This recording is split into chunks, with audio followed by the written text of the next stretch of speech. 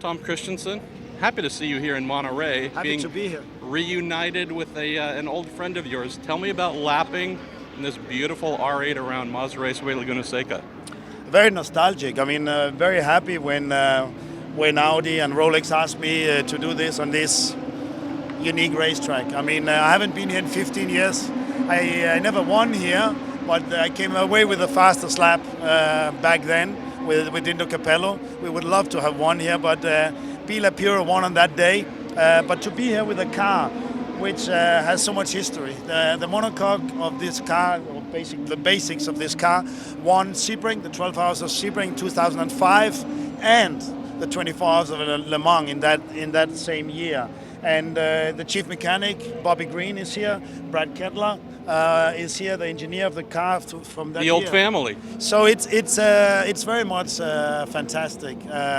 Some of the old key members of the team from what was called the Champion Racing have been looked after the car to make it ready for today. So yeah, nostalgic, iconic car on one of the greatest tracks. Last question. Got a couple laps in it. Was she talking to you? What'd you feel? What'd you like?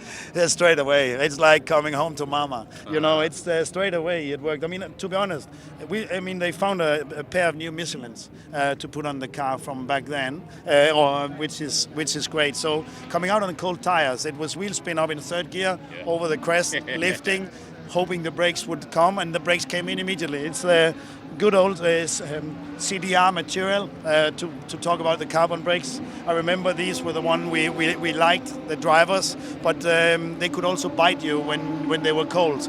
They came in fine, the car turned in, reasonable, pushed a bit understeer when cold tires obviously, and when you open the throttle, poof, poof, the engine is there and the oversteer comes in. Wow.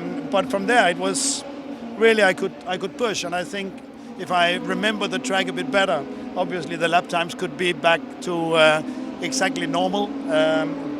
So yeah, you can blame it not on the car, but maybe you can blame it on the rusty driver. Yeah, Tom Kristensen retired, hasn't lost his competitive fire though. Thanks, TK. Pleasure.